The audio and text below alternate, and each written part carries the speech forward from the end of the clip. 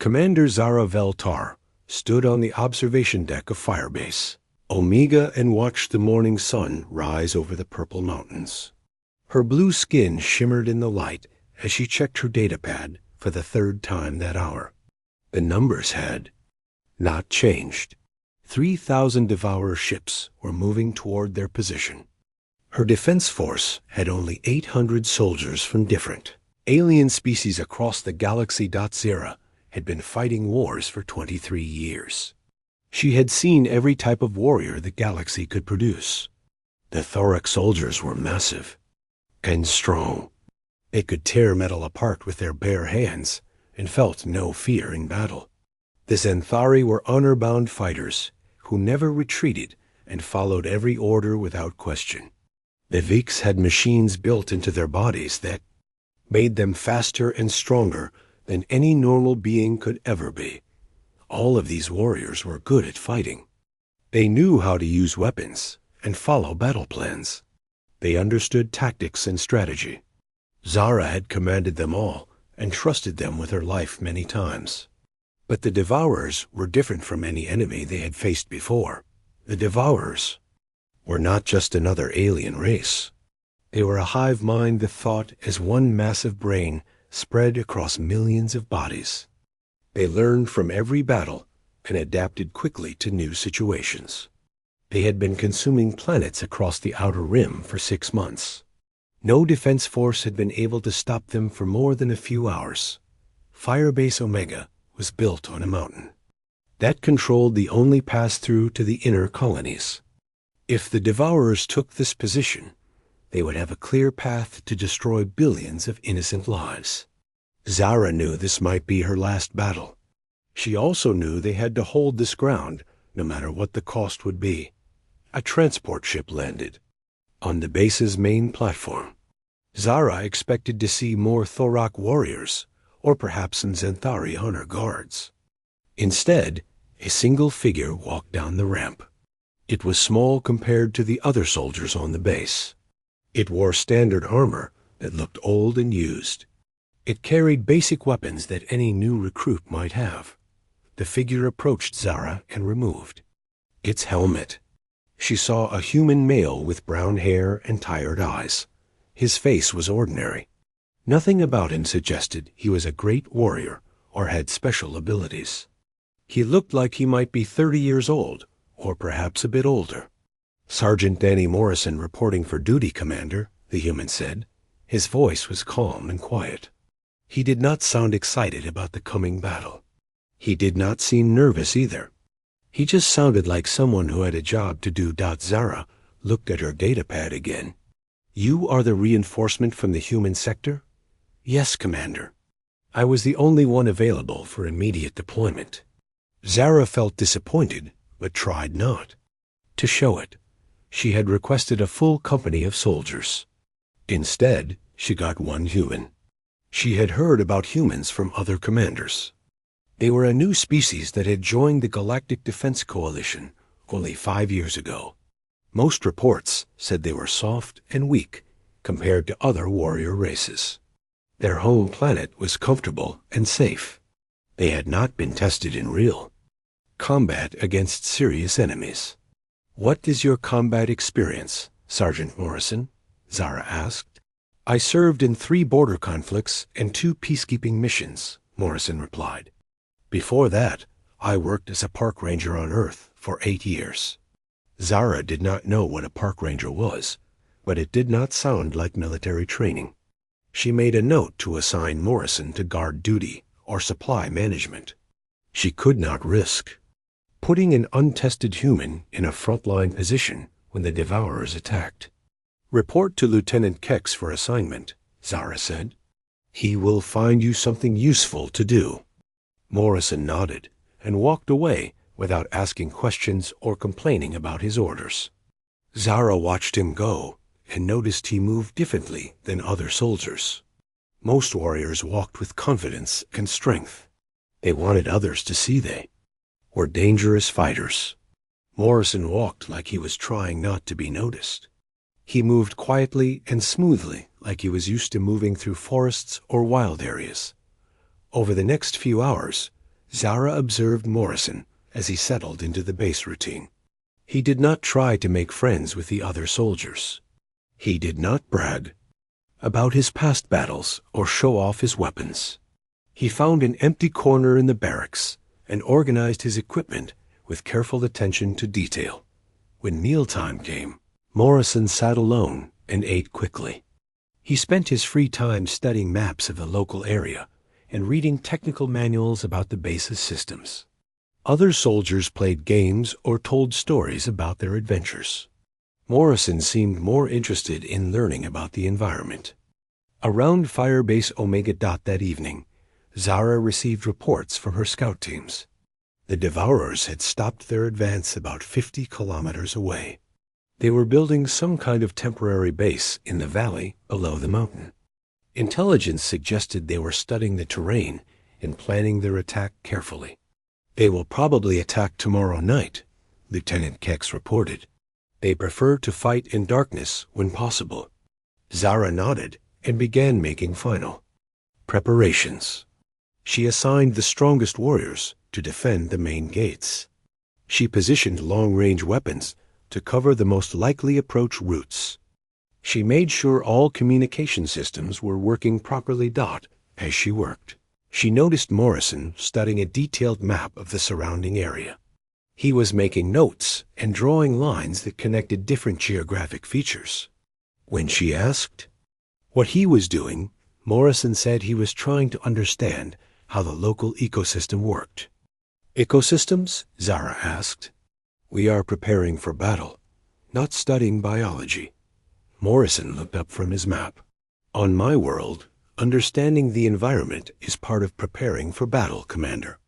The land can be your greatest ally or your worst enemy depending on how well you know it." Zara thought this was a strange idea, but she did not have time to discuss human philosophy. She had real military preparations to complete before the Devourers arrived. The next morning brought bad news. 3 scout teams had tried to get close to the Devourer base during the night. Only 1 team had returned, and they brought back very little useful information. The Devourers had set up defensive perimeters that seemed impossible to penetrate without being detected. Zara studied the incomplete reports with growing concern. She needed to know exactly how many enemies they faced and what weapons the Devourers had brought with them. Without this information, she could not plan an effective defense. Her forces might be overwhelmed before they understood what they were fighting against. "We need better intelligence," she told her staff officers during the morning briefing. "Someone has to get closer to their base and bring back detailed information about their capabilities." Lieutenant Kex shook his massive thorax head. "Commander, we have already lost 2 scout teams.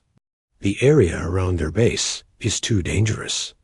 They have sensors that can detect movement from great distances." "Then we send someone who can move without being detected," Zara replied. She was thinking about requesting a Xanthari stealth specialist, or perhaps a Vex infiltrator with advanced camouflage systems. "Commander," a quiet voice said from the back of the room. Everyone turned to see Sergeant Morrison standing near the door. "I volunteer for the reconnaissance mission." Several officers made sounds of disbelief. A few laughed quietly. Morrison was the newest member of their force and came from a species that most considered weak and inexperienced in real warfare. "Sergeant, this is not a training exercise," Zara sighed carefully. "This mission will require advanced skills and extensive combat experience.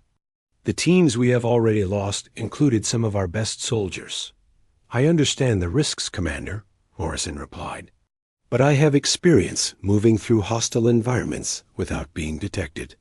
On Earth, I spent years tracking dangerous animals and avoiding them when necessary. I learned how to move quietly and blend into natural surroundings." Zara looked at Morrison's calm expression. He did not seem to be boasting or trying to prove himself. He spoke like someone who was simply stating facts about his abilities. Still, she found it hard to believe that experience with Earth animals could help against advanced alien technology. The Devourers have sophisticated detection equipment, she explained. They can sense heat signatures, electromagnetic fields, and chemical traces. Moving quietly will not be enough. Morrison nodded. Then I will need to find other ways to avoid detection. Every system has weaknesses if you understand how it works and think creatively about solutions. Against her better judgment, Zara found herself considering Morrison's offer. She was desperate for information and running out of options. Her other scouts were either dead or too injured to attempt another mission. Morrison might not succeed, but he was their only remaining choice. If I allow this, you will go alone, Zara said. We cannot risk losing anyone else if the mission fails. I prefer to work alone anyway, Morrison replied. Other people can be hard to coordinate with when you need to move quietly and adapt quickly to changing situations. Zara gave Morrison permission to attempt the reconnaissance mission. She expected to write his death report within a few hours. She assigned him basic communication equipment and told him to report back every 6 hours if possible. If they did not hear from him within 24 hours, they would assume he had been captured or killed. Morrison left the base just after noon. He wore light armor and carried minimal equipment. Zara watched him disappear into the forest below the mountain and wondered if she had just sent another soldier to die for no good reason. The first scheduled communication time came and went, with no word from Morrison. The second communication window also passed in silence. Zara began preparing the report she would send to Coalition Command about losing another reconnaissance team. Then, 18 hours after Morrison had left the base, his voice came through the communication system clearly and calmly. Firebase Omega, this is Morrison. Requesting permission to return to base. Morrison, report your status, Zara responded quickly. She could hardly believe he was still alive. Mission successful, Commander. I have detailed intelligence about enemy positions and capabilities. Estimated time to base is 30 minutes. Zara stared at the communication device. Morrison not only survived, but claimed to have gathered the information they desperately needed. She found this hard to believe, but his voice sounded confident and professional. When Morrison arrived at the base, he looked tired but uninjured. His armor was covered with mud and plant material, but he moved normally and showed no signs of combat stress. He carried a sealed container that he handled very carefully. Report, Sergeant, Zara ordered. Morrison pulled out a datapad and began sharing information that made Zara's eyes widen with surprise. He had identified the exact number of Devourer ground forces, their weapon types, their defensive positions, and their likely attack routes. He had also discovered information about their command structure and communication systems. How did you get so close to their base without being detected? Lieutenant Kex asked. Morrison explained that he had observed the Devourer patrol patterns for several hours before attempting to approach their perimeter. He noticed that their sensors were designed to detect typical military movement and equipment signatures. They were not programmed to recognize someone who moved like a wild animal and used natural materials for camouflage. I covered myself with mud and local plant matter, Morrison said. I moved only when the wind was blowing to mask any sounds I might make. I followed animal trails that the Devourers had not thought to monitor. When I needed to cross open areas, I moved the same way deer move when they are trying to avoid predators. The sealed container Morrison had brought back contained biological samples from Devourer equipment and facilities. He had somehow managed to collect these materials without alerting any guards or triggering any alarms. You actually touched their equipment? Zara asked in amazement. Only briefly and very carefully, Morrison replied. I waited until guard changes when there was confusion in their patrol timing. I used tools made from local materials, so I would. not leave any foreign substances that their sensors might detect later.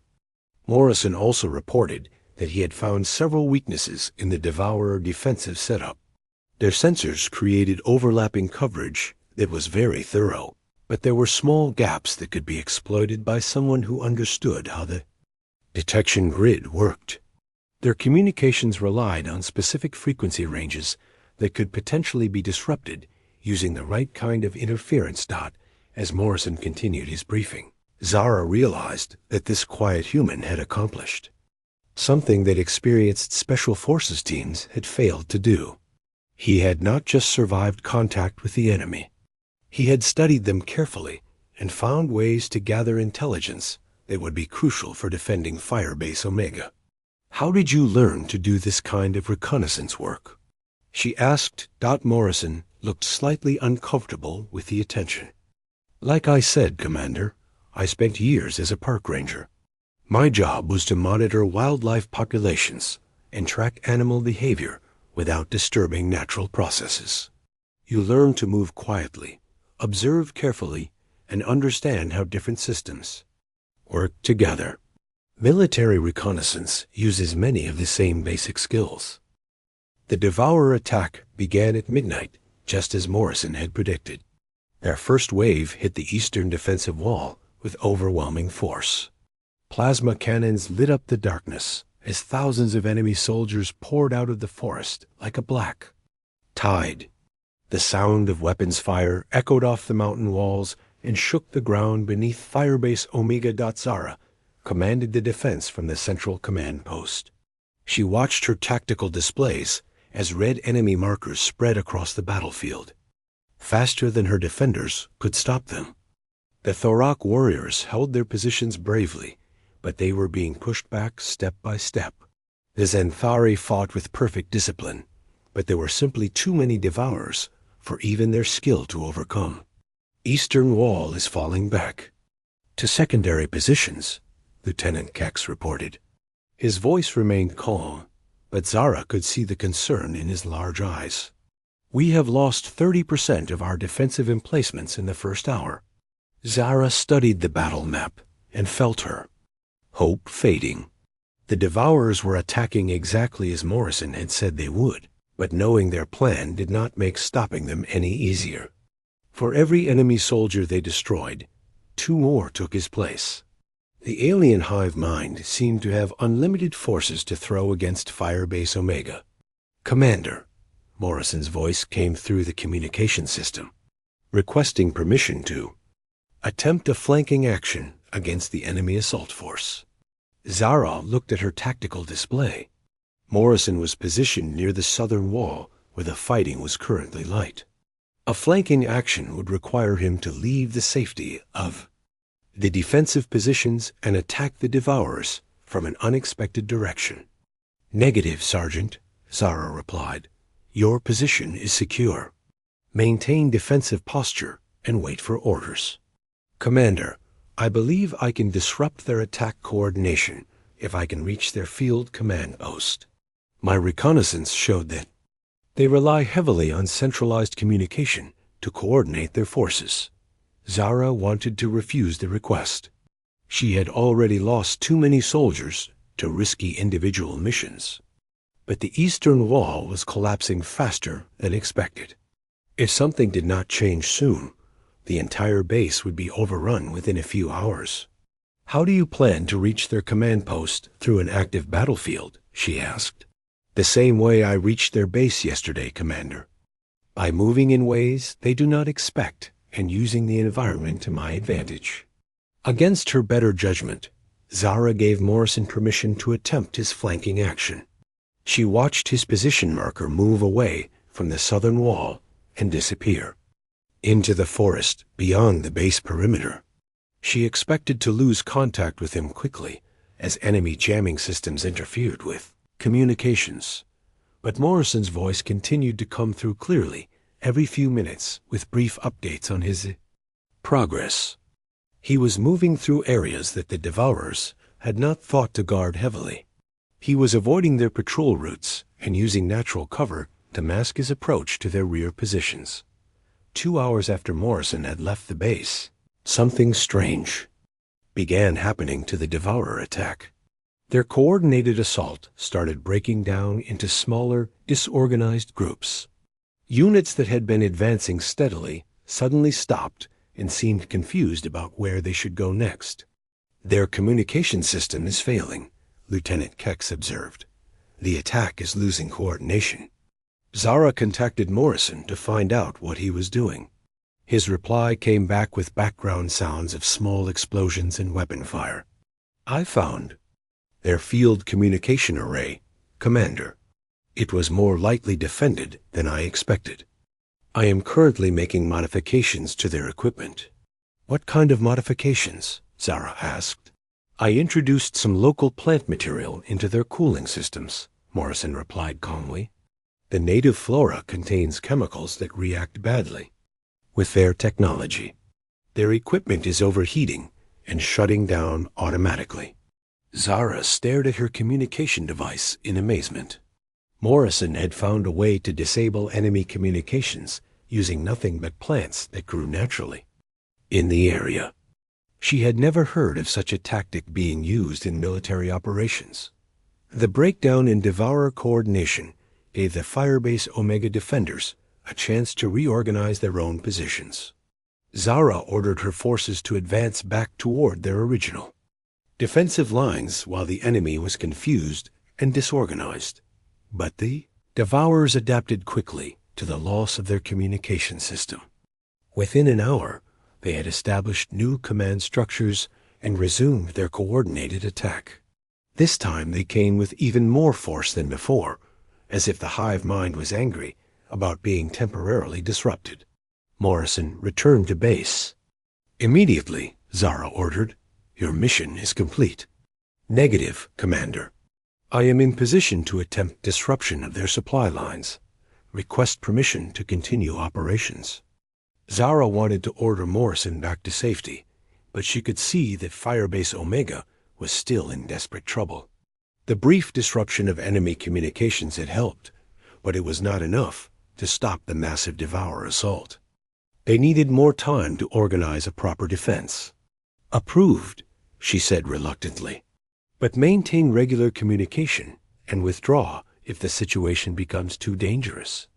Over the next several hours, Morrison created chaos behind enemy lines in ways that Zara had never seen before. He contaminated their water supplies with harmless but foul-smelling chemicals that made the liquid undrinkable. He created booby traps using local materials that delayed enemy reinforcements. He even found ways to turn the native wildlife against the Devourers by using scents and sounds that attracted aggressive predators to enemy positions. How is he doing this? Lieutenant Kex asked as they watched enemy units scatter to avoid pack of angry mountain cats that had somehow been directed toward their staging area. "I have no idea," Zara admitted. "I have never seen anyone fight like this before." Morrison seemed to view the battlefield as a complex ecosystem where everything was connected to everything else. Instead of fighting the Devourers directly, he was manipulating the environment to fight them for him. He turned their own technology against them. He used their unfamiliarity with the local environment as a weapon. He made the planet itself hostile to their presence. By dawn, the Devourer attack had stalled completely. Their forces were still larger than the Firebase Omega defenders, but they were scattered, confused, and dealing with dozens of unexpected problems that prevented them from mounting an effective assault. Morrison returned to the base as the sun rose over the mountain. His armor was damaged, and he looked exhausted, but he was grinning slightly as he made his report to Zara. "Enemy forces are temporarily disrupted, Commander. I estimate we have bought ourselves at least 12 hours before they can reorganize for another major assault." Zara looked at Morrison with new respect. This quiet human had single-handedly turned a hopeless battle into a manageable situation. He had not done it through superior strength or advanced weapons.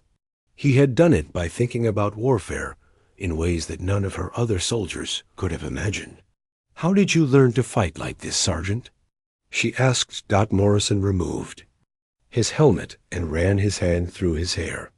On Earth, park rangers deal with all kinds of problems using limited resources, Commander. You learn to be creative when you cannot solve problems through force alone. You learn to work with natural systems instead of fighting against them.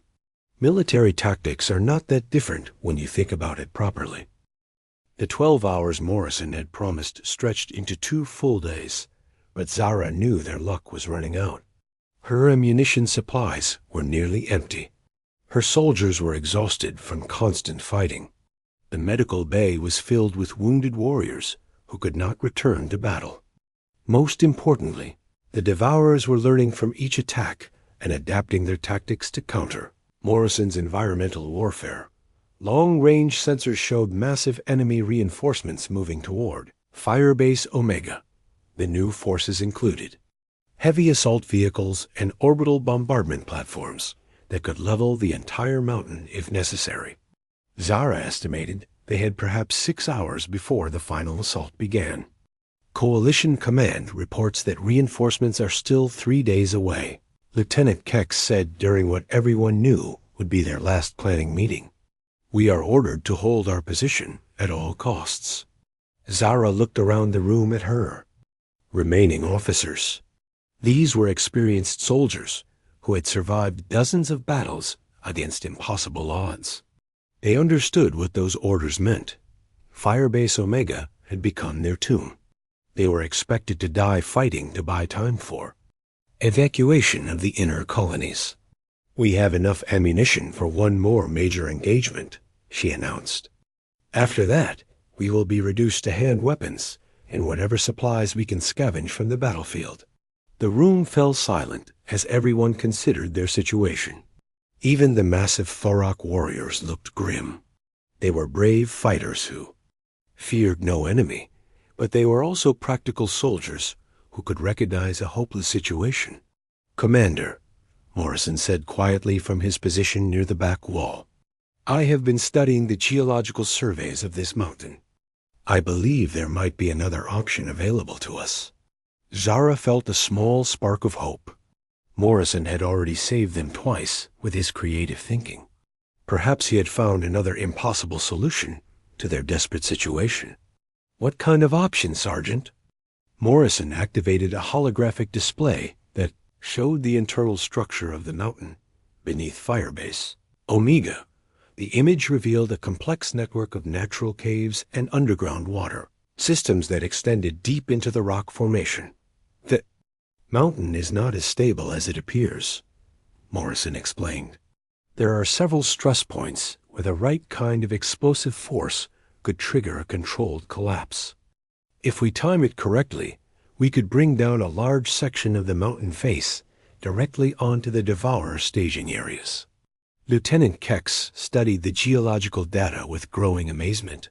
This would require enormous amounts of explosives, placed in very specific locations. We do not have the resources for such an operation.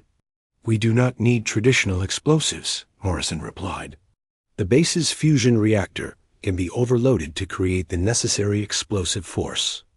The maintenance tunnels provide access routes to the critical stress points where we need to focus the energy release. Zara stared at Morrison in shock.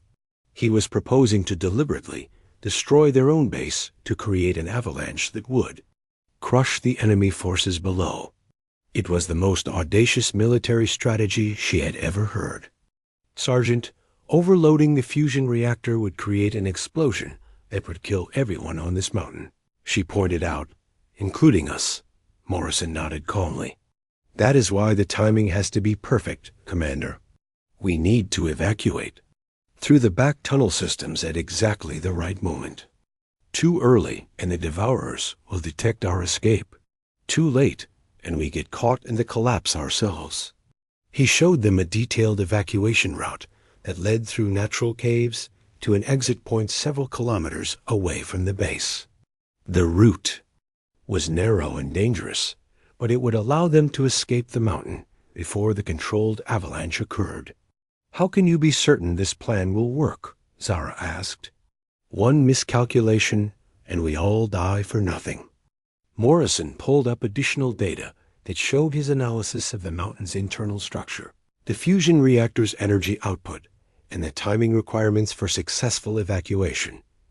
His calculations were incredibly detailed and precise. I spent my career managing controlled burns in forest environments, Commander. You learn to calculate exactly how fire will spread through different types of vegetation under various weather conditions. You learn to predict how much damage will occur and how to direct that damage where you want it to go. This operation uses the same basic principles on a larger scale. Zara found herself seriously considering Morrison's insane plan. It was risky beyond belief, but their current situation was already hopeless. At least Morrison's strategy offered a chance of survival while still accomplishing their mission to stop the Devourer advance. "What do you need to make this work?" she asked. Morrison outlined the requirements for his plan. He needed access to the base's engineering systems to begin overloading the fusion reactor. He needed teams of soldiers to place shaped charges at specific points in the tunnel system to direct the explosion properly. Most importantly, he needed everyone to trust him completely when he gave the order to evacuate. "The evacuation timing is critical," he emphasized. "We will have exactly 11 minutes from the moment I trigger the reactor overload until the explosion occurs. Everyone must be clear of the danger zone by then, or the plan fails." Zara made the decision that would either save her remaining soldiers or kill them all. She authorized Morrison's avalanche plan and ordered her officers to begin preparations immediately. Over the next 4 hours, her soldiers worked frantically to prepare for the most dangerous operation of their military careers. Engineering teams modified the fusion reactor under Morrison's careful supervision.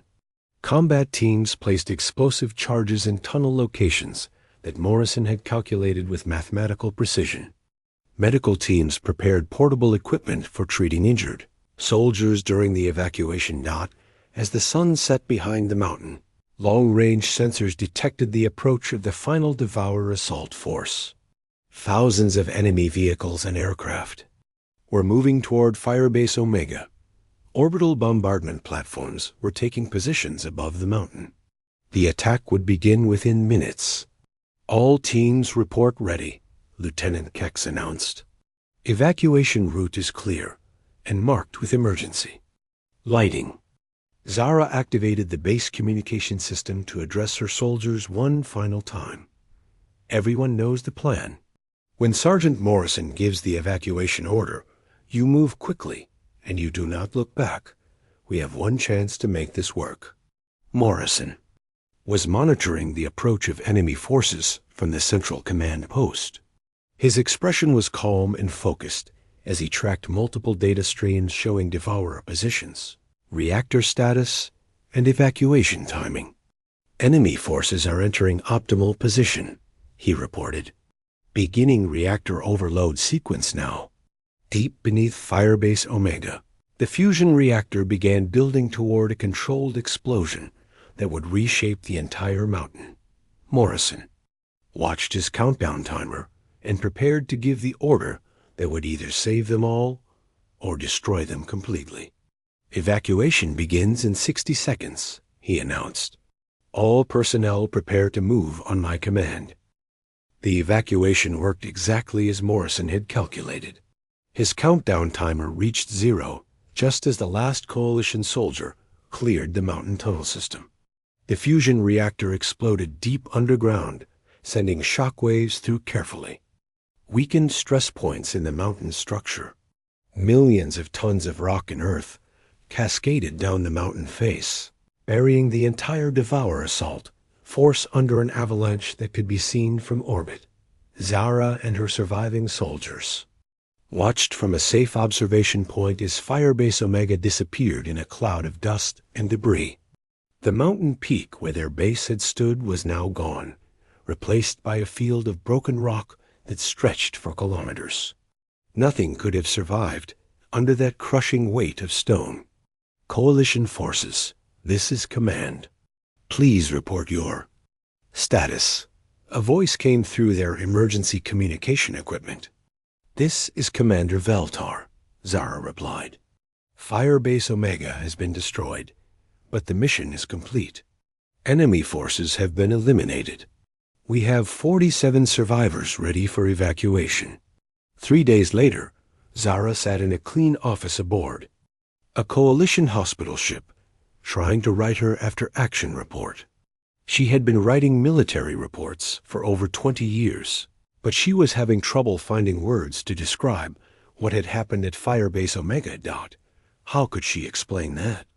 A single human park ranger had accomplished what entire battalions of elite soldiers could not do.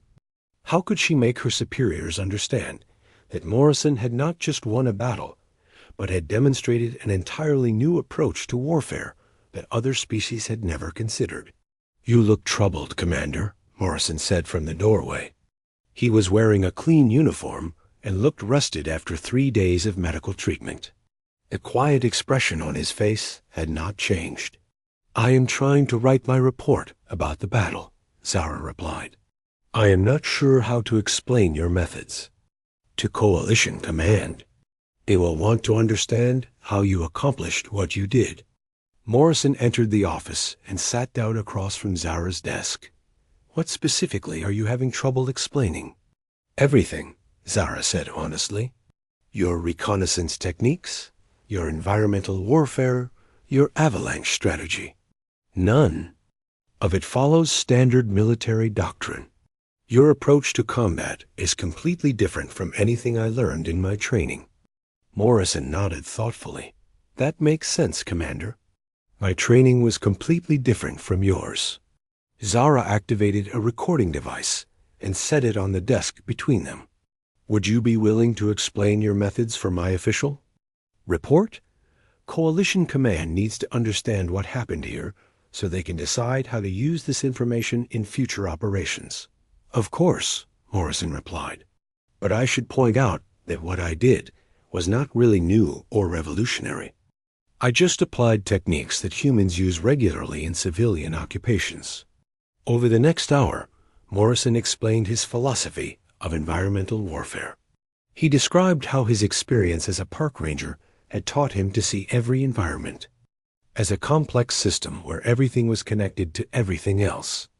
Animals, plants, weather patterns, geological features, and human activities all influenced each other in ways that could be predicted and manipulated if you understood the underlying relationships.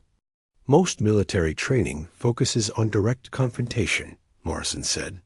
You learn to destroy enemies through superior firepower, better tactics, or advanced technology. But on Earth, humans learn to survive by working with natural systems, instead of fighting against them. He explained that humans had evolved on what other species would consider a death world. Earth's environment was incredibly dangerous, with extreme weather patterns, aggressive predators, poisonous plants, and natural disasters that could kill thousands of people without warning. Humans had survived by learning to adapt quickly to changing conditions and to turn environmental challenges into advantages. When I was a park ranger, I dealt with forest fires, flood control, wildlife management, and ecosystem restoration, Morrison continued. All of these jobs required me to understand complex systems and to make small changes that would create large effects. Military operations use the same basic principles. Zara began to understand why Morrison's methods had been so effective against the Devourers. While other species had developed military technologies and tactics, humans had developed something much more fundamental. They had learned to think systematically about how to manipulate any environment to achieve their goals. Your reconnaissance succeeded because you moved like a wild animal instead of like a soldier, Zara observed. Exactly. The Devourers had programmed their sensors to detect military movement patterns and equipment signatures. They were not prepared for someone who moved like a deer or a wolf. Your environmental warfare worked because you treated the battlefield like an ecosystem that could be managed. Right again. Instead of fighting the devourers directly, I made the environment hostile to their presence. I used their unfamiliarity with local conditions against them. And your avalanche strategy succeeded because you understood how to manipulate geological systems to create the effect you wanted. Morrison smiled slightly. Forest fire management teaches you a lot about controlled explosions and how energy moves through different types of terrain, Commander. Zara sat back in her chair and considered what Morrison had told her. She realized that humans represented something completely new in galactic warfare. They were not just another species with different weapons or tactics. They were a species that thought about conflict in fundamentally different ways. Sergeant Morrison, I am going to recommend that Coalition Command establish a new military classification for human soldiers, she said. You should not be assigned to standard infantry units or special forces teams. Your skills are too unique to waste on conventional operations. What kind of classification would you suggest? Morrison asked. Environmental warfare specialists, Zara replied. Soldiers who can turn any battlefield into an ally instead of just fighting on it. Morrison looked pleased with this suggestion. That would be a good use of human capabilities, Commander. Most of my species have civilian skills that could be adapted for military applications. We have farmers who understand biological systems, engineers who work with complex technologies, and wilderness guides who can navigate any terrain. All of these people could contribute to military operations in ways that other species might not consider. Zara completed her report later that day. She described Morrison's methods in detail and recommended that Coalition Command begin recruiting humans for specialized environmental warfare units. She emphasized that human soldiers should not be judged by the same standards used for other species because they brought completely different capabilities to military operations. 6 months later, Zara received a message from Coalition Command, informing her that the first human environmental warfare battalion had been established. The unit was commanded by Colonel Danny Morrison and included soldiers with backgrounds in park management, agricultural science, geological engineering, and wildlife biology. The message also included casualty reports from 3 recent battles, where human environmental warfare specialists had been deployed. In each case, coalition forces had achieved victory against superior enemy numbers with minimal friendly casualties. The humans had used local terrain features, weather patterns, and biological systems to create tactical advantages that conventional military thinking would never have considered. Zara smiled as she read the reports. She had seen Battle-Hardened, soldiers from dozens of different species, during her military career. She had commanded warriors who were stronger, faster, and better equipped than any human could ever be. But she had never encountered anyone who could make the battlefield itself fight alongside them. That ability, she now understood, was uniquely human. It came from spending thousands of years learning to survive on a world that was constantly trying to kill them. Other species had conquered their environments through technology and strength. Humans had learned to work with their environment. As a partner in survival, it was a lesson that the rest of the galaxy was still learning to appreciate.